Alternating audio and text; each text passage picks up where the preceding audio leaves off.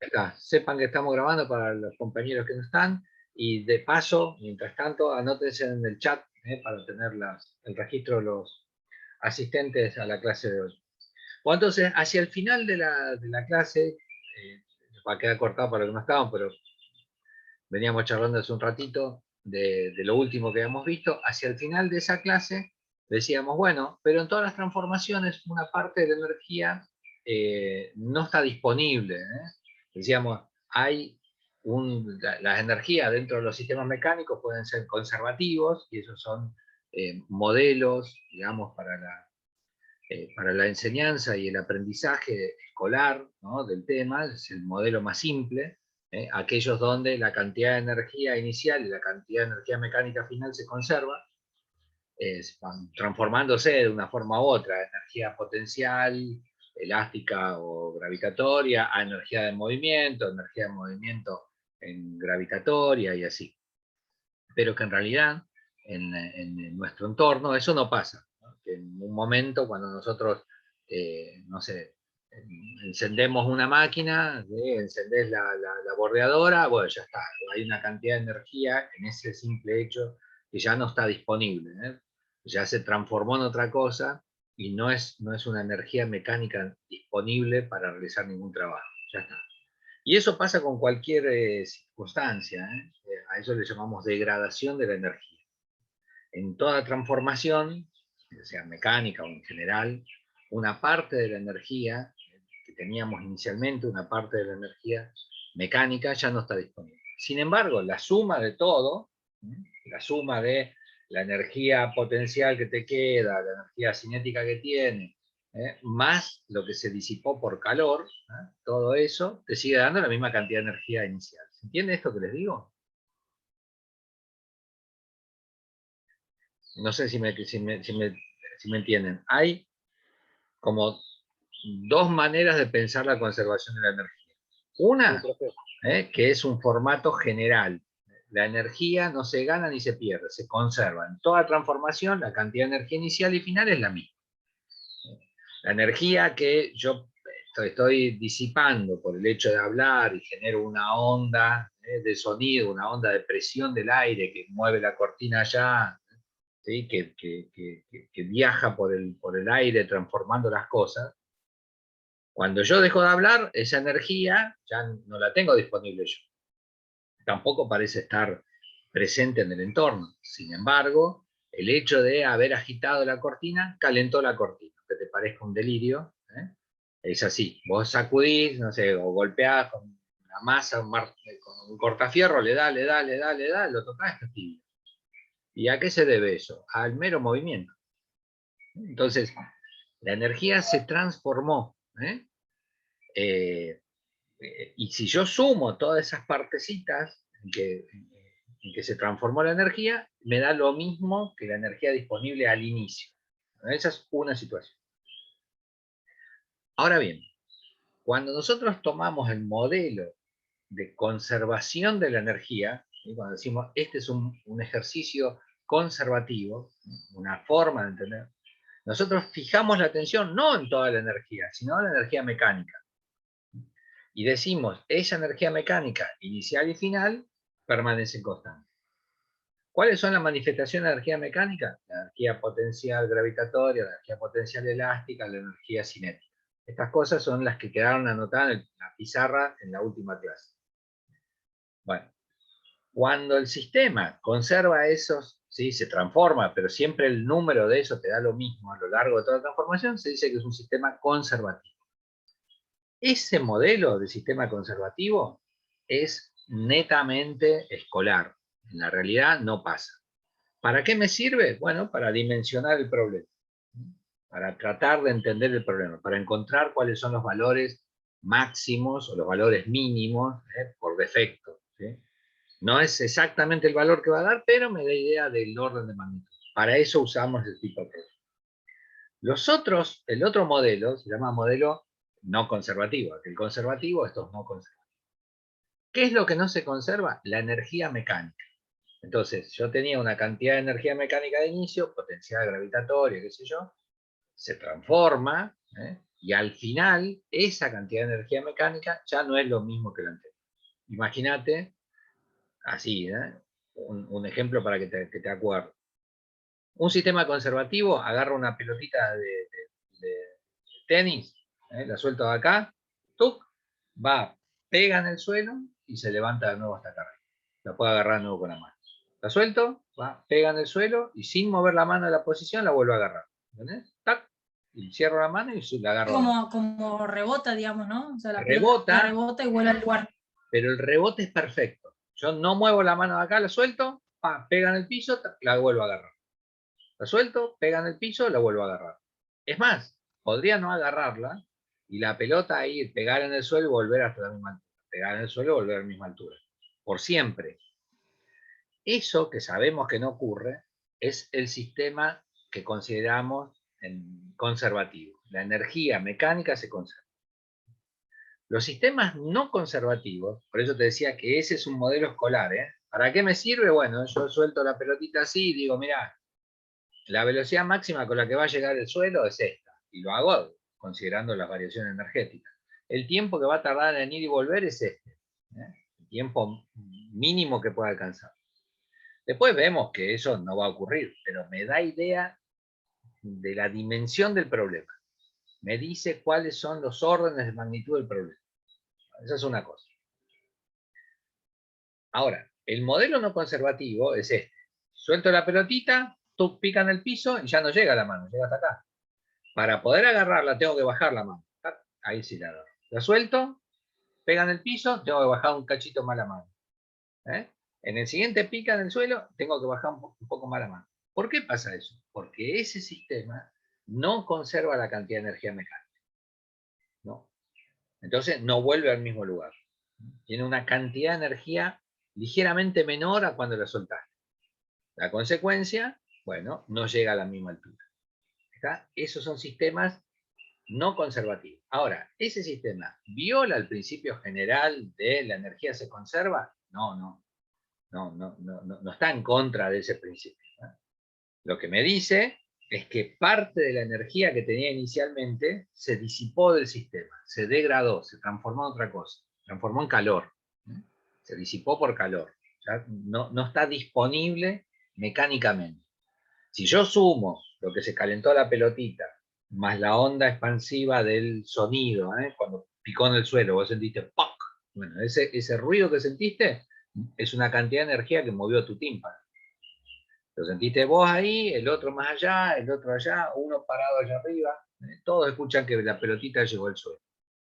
Entonces, es una cantidad de energía minúscula, la que vos percibiste en tu oído, pero son un montón los que están escuchando. ¿Entendés?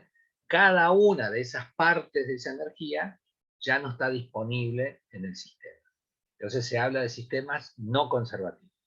Claro, el resultado que te da el análisis de un sistema no conservativo es más ajustado a la realidad. ¿Está? ¿Sí? Pero, nada, en el segundo caso no se conserva la energía mecánica, sí se conserva la energía total. Esa es la gran distinción que habíamos, o que tienen que recordar de lo que habíamos charlado en la última clase. Bueno. Ahora, entonces, eso me está indicando que hay una cantidad de energía que se transforma, una cantidad de energía mecánica que se transforma en calor. Esto que les cuento, en realidad fue una idea muy avanzada en su momento. Había un fulano que, bueno, había varios fulanos, voy a tomar de ellos uno, que supuso que la energía, se llama Conde Rumford, fue su última denominación de este señor, que era un tipo muy pillo, venía de una colonia británica en América, se vuelve millonario en este lugar y vuelve a Europa, ahora con una fortuna que lo hacía o le habilitó ser parte de la burguesía, como se dice, británica. Bueno, se lo conoce en la historia como conde de Rumford.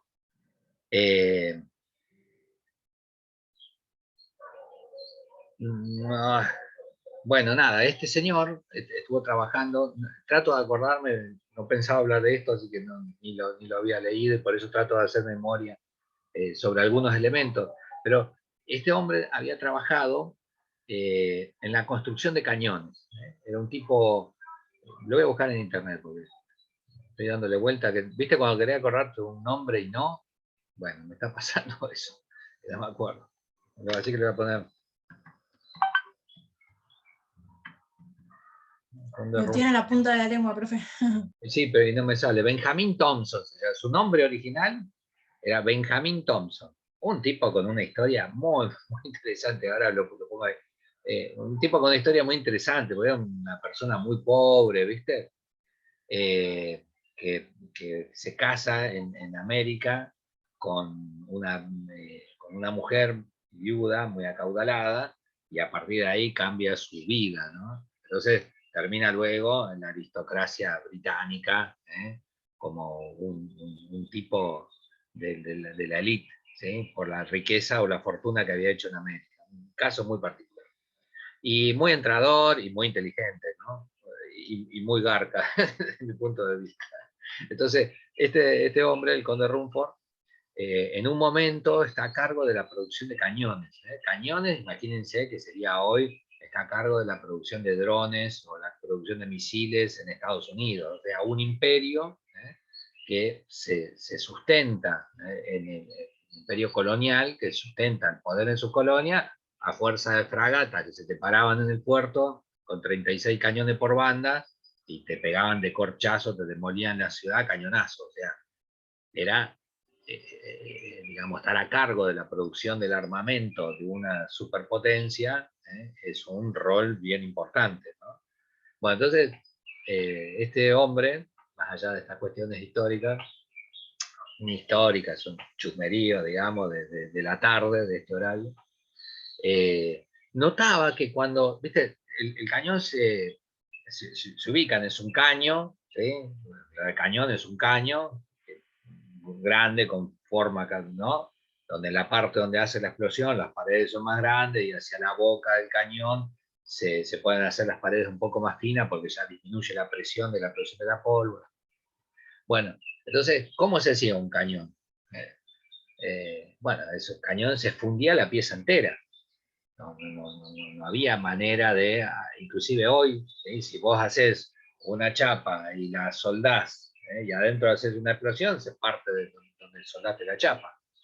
En cambio, si vos podés hacer una pieza única, una pieza toda de un solo tiro, bueno, es mucho más resistente a soportar la compresión que genera la onda expansiva de la pólvora. Entonces, los cañones se hacían de una pieza, toda fundida de una. Entonces, tomás como si fuera un molde gigante así, y lo llenás de, en ese caso, bronce, ¿viste? Una aleación, ¿sí? De bronce. Bueno, entonces llenás un caño así, después le sacás el excedente, digamos, la arena que habías puesto para preservar el lugar, ¿sí? Y bueno, cuando le sacás la arena, te queda el buco del cañón, lo que va a ser el alma del cañón, el agujero del cañón. Le sacás la arena y te aparece eso. Le sacás la arena por fuera. Después por fuera es más o menos fácil. No sé, imagínate una gran lija, chiqui, chiqui, chiqui, y por fuera, o lo pones a girar, el cañón, lo agarrás de una punta, lo pones a girar, y bueno, le podés sacar las imperfecciones de haber volcado el metal líquido en la arena. Pero el alma del cañón no solamente tiene que quedar perfectamente pulido, sino que tiene un diámetro particular, el diámetro de la bala. La bala tiene que encajar justo en el alma del cañón. Entonces eso demandaba que al cañón entero se lo pusieran una mecha gigante, una mecha con la que hacemos el agujero de la pared, pero una mecha gigante, así de 1,5 metros, que va rotando y va sacándole al cañón, va ajustando la parte interna, le va sacando, como se dice, como viruta, va sacando viruta y le va dando al cañón el ajuste necesario para que la bala entre justito. Entonces esa era una tarea que demandaba noria, mula dando vueltas, incipientes máquinas de vapor, ¿viste? Cristianos haciéndolo girar y le van sacando, ¿viste? Un cachito. Bueno, lo que notaba el conde Rumford es que las esquirlas esas que salían de allí, las esquirlas que salían, estaban muy calientes. No sé si han trabajado con una agujereadora tratando de hacer un agujerito en una chapa.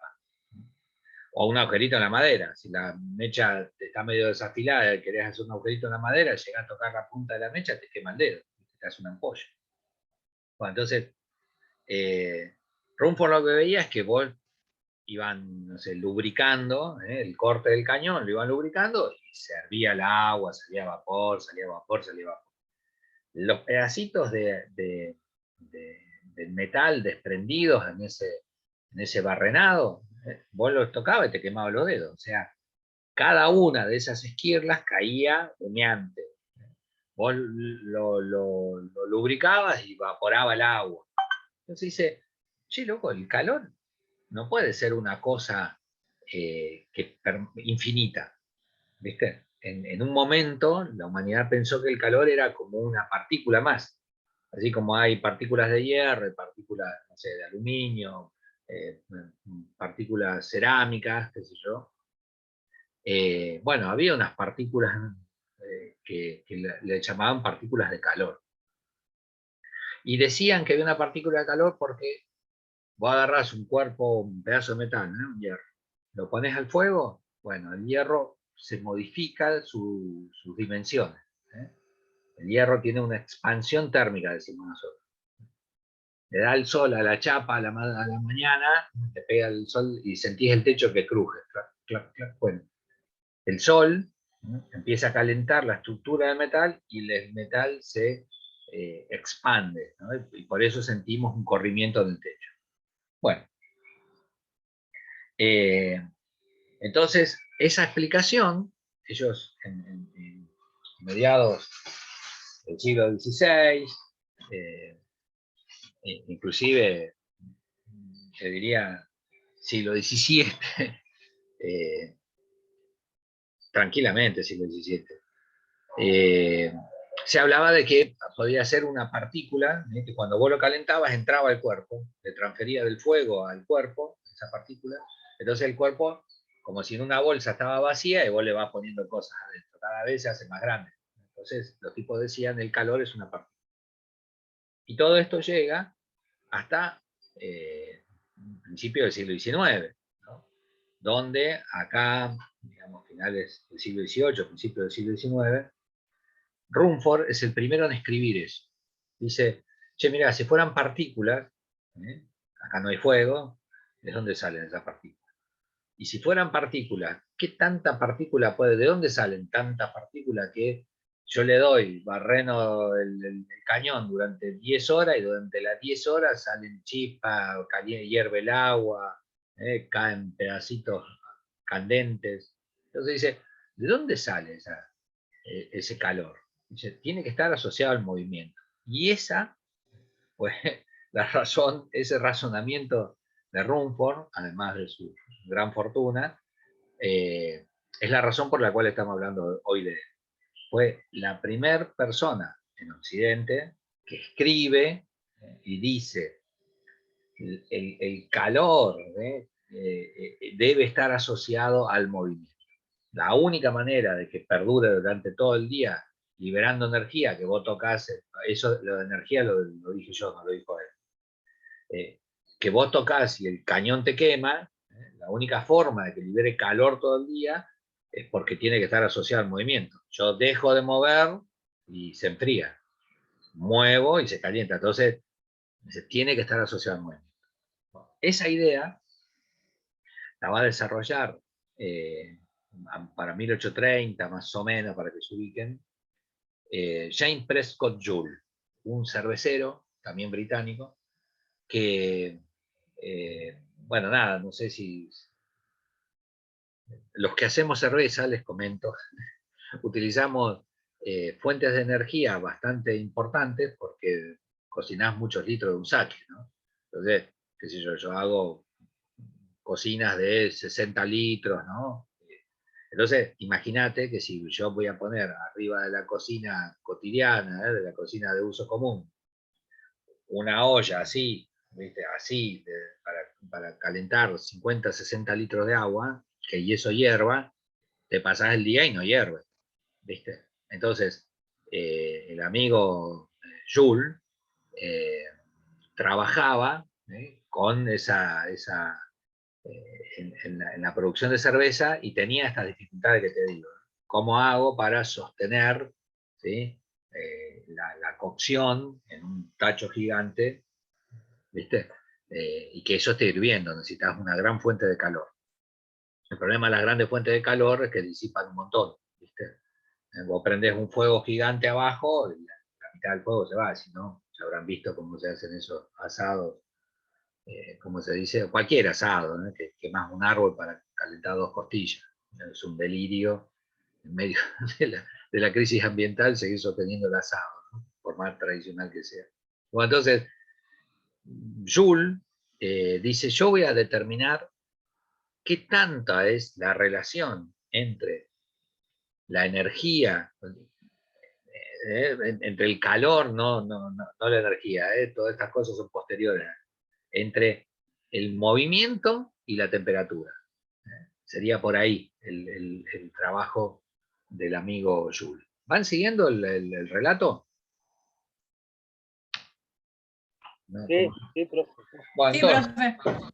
entonces, este hombre, James Prescott Joule, a principios del siglo XIX, toma por objeto de estudio, que era un objeto de estudio compartido, había muchos que estaban tratando de entender o pensar una teoría del calor diferente a aquello que era partícula, a aquello que se llama teoría del calórico.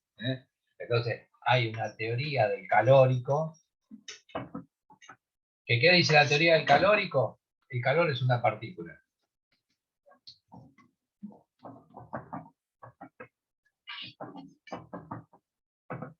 Y esta partícula tiene por particularidad, por característica, esta partícula ocupa un lugar en el espacio, ocupa un lugar en el espacio, pero no pesa. Bueno, ¿a qué viene esto? A que si vos agarrás una herradura, la ponés en el fuego, ¿sí? La herradura es notoriamente más grande que al principio. ¿Sí? Imagínate, qué sé yo, tenés un perno, un agujerito que entra justo, calentás el perno, lo va a pasar por acá, no pasa. Se expande el perno. Bueno, eso. Entonces, pero ¿qué pasaba? Si vos a la herradura fría la pesabas y ahora pesás la herradura caliente, las dos pesan lo mismo. Entonces, ¿qué conclusiones sacaron? El calor es una partícula que pasa del fuego al hierro, ocupa un lugar porque el hierro ahora se hace más, aumenta su tamaño, aumenta sus dimensiones de esa herradura, pero si yo peso una herradura fría y la herradura caliente, pesan lo mismo. Entonces, estas eran parte de las cuestiones. Y de la teoría del calórico surge la unidad. La unidad caloría era la cantidad de calor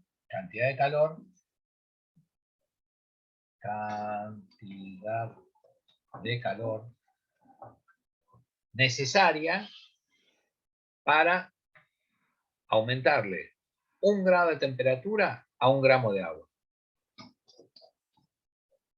Le voy a poner acá a calentar 1 gramo de agua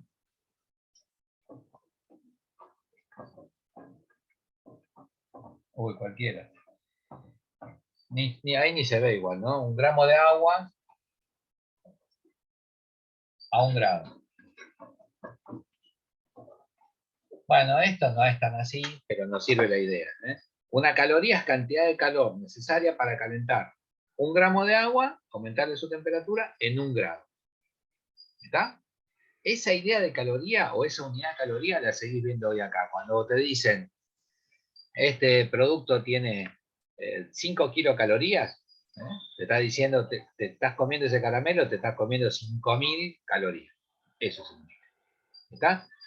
¿Qué es esa caloría? Bueno, si vos toda esa energía que tiene el caramelo la usás para calentar agua, calienta medio litro de agua, 1 grado.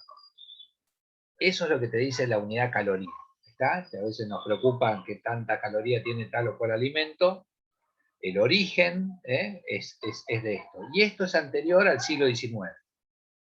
En el siglo XIX, a principios del siglo XIX, esto cae en desuso, ¿sí? Toda esta primera parte se cuestiona a partir de la experiencia anterior al siglo XIX del conde Rumford.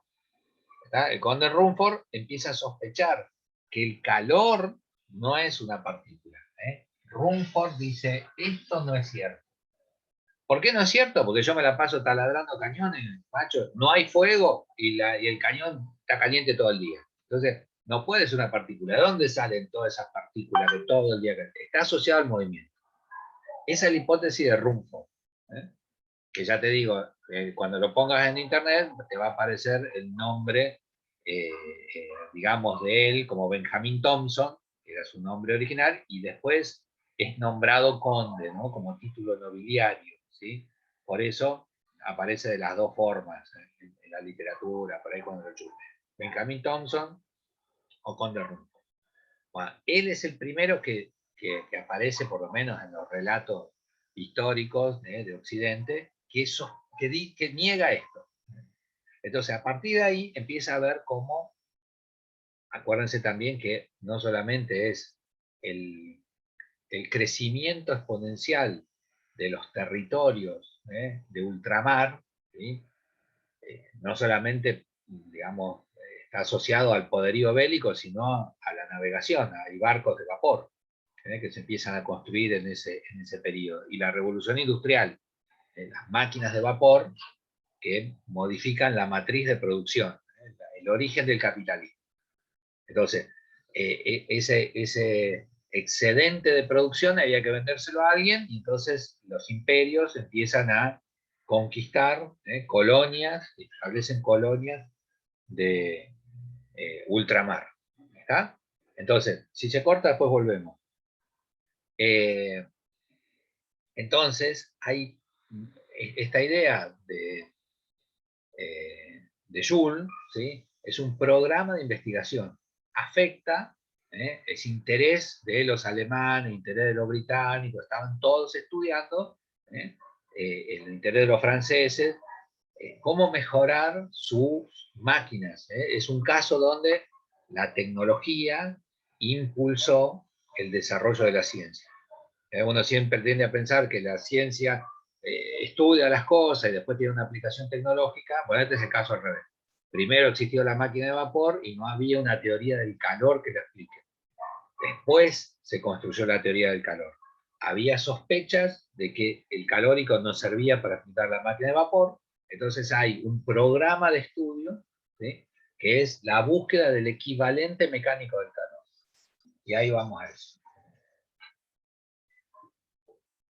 Bueno, equivalente mecánico del calor.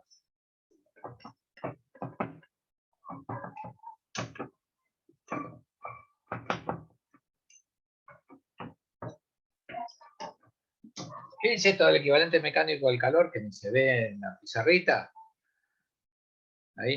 ¿Qué es el equivalente mecánico del calor? Bueno, esto que te digo, la sospecha, poner en números, la sospecha de que hay una relación entre la energía mecánica, digamos, de un sistema, con la manifestación esta de calor como algo que varía la temperatura de los objetos. Esa idea, que era un programa de investigación, encontrar cuál era el equivalente mecánico del calor, la termina por ser reconocido al menos este señor James Prescott Joule.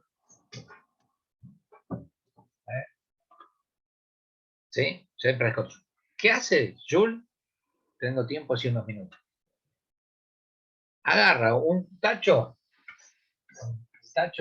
así, lo cierra, y este tacho es completamente aislado. Imagínate como si fuese adentro de una caja de telgopor.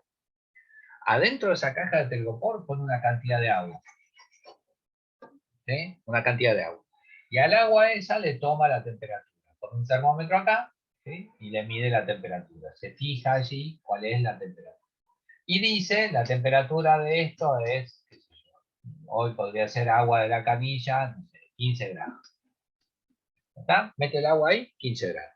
Bueno, ok. Así como está, si el sistema es realmente aislado, que también eso uno lo puede discutir, pero si el sistema puede ser completamente aislado, bueno, esos 15 grados permanecerían siempre así. Ahora, ¿qué hace Joule? Le pone a esto un Crucify, un eje, ¿sí? Manda ahí un eje adentro, y adentro del eje le pone unas paletitas, ¿sí? Como si fuera una batidora, licuadora, te imaginás una cosa así, pero con varias paletitas. La onda de eso es que genere, cuando vos girás el eje este, cuando vos haces girar el eje, adentro se bate el agua. ¿Está bien? Esa es la onda. Entonces, a este eje le pone una piola, ¿sí? Le enrosca una piola. Imagínate que acá podría ser como una manivela, una manivela acá, un eje así. Entonces vos le das a la manivela y cuando le vas dando a la manivela se va enroscando el hilo en el eje. ¿Entendés cómo es? Triqui, triqui, triqui, triqui, y se va enroscando. Ahora, esta manivela tensa mirá, mi dibujo cada vez está más sofisticado, querido. Después, yo la verdad me tendría que dedicar al arte. Cada vez que veo mis dibujos terminados, digo, es una pena que los tenga que borrar. Bueno, entonces, esto también, ¿no? Mi hija que es artista, ¿viste? Y enseña arte. Y le dice a los nenes, ¿viste? Cuando dibujan un monigote, ¿y dónde está apoyado? ¿Viste? Bueno, acá me acordé de mi hija, la caja esta está apoyada en algo y la roldana esta está agarrada de algo, ¿no? Entonces, bueno, acá lo que haces es enroscas y te llevas una pesa para arriba, chiqui, chiqui, chiqui. La pesa esta, vos sabés que la levantás a una determinada altura. Y sabés además que la pesa esta tiene una masa. ¿Está? Entonces vos agarrás y lo enroscás. ¿Sí? Hasta que la pesa pase de este nivel a este segundo nivel. ¿Qué energía acumuló la pesa ahí? Pues la energía que acumuló es una energía potencial. ¿A qué es igual esa energía potencial? A la masa por la gravedad por la altura. Entonces, cuando yo enrosco la pesa, sé que ahora tiene este atributo que antes no tenía. Tiene una cantidad de energía potencial que es equivalente a la masa por la gravedad por la altura. ¿Está? Después que la subió hasta ahí, ¿qué hizo? La suelta. Entonces, suelta la manija. ¿Qué pasa cuando suelta la manija? La pesa, que ahora ya nada la sostiene acá, vos soltaste la manijita esta, cae. Y cuando cae, eso genera movimiento en el interior. Entonces, la energía potencial de la pesa se transforma en energía de movimiento en el interior del recipiente. ¿Entendés?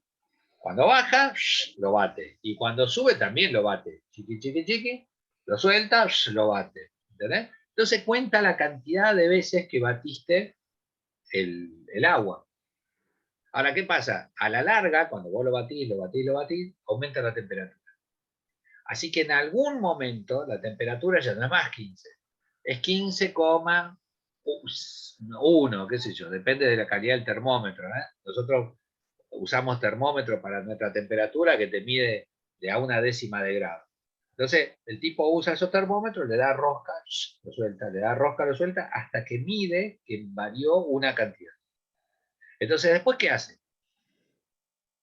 Eso que varió acá cuenta la cantidad de energía potencial que se puso en juego. ¿Entendés?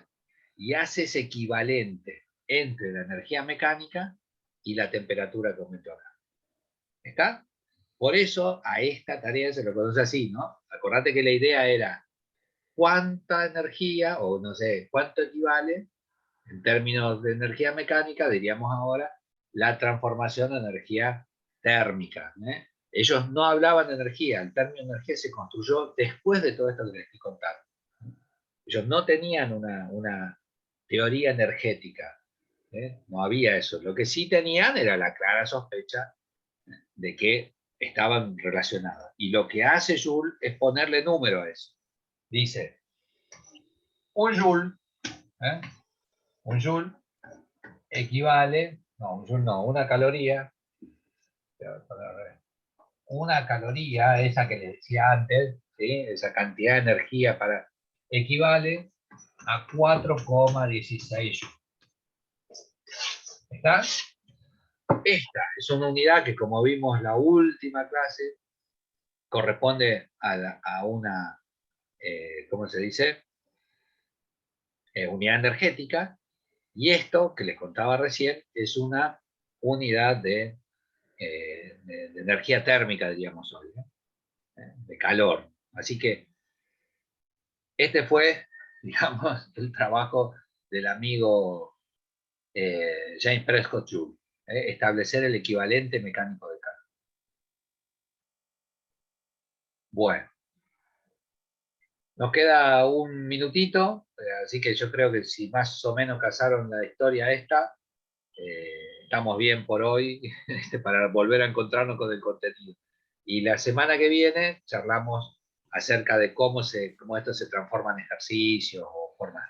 ¿Estamos bien? Ok, profe. ¿Hay videos de Joule así de explicación en YouTube? Sí, Porque sí, yo sí.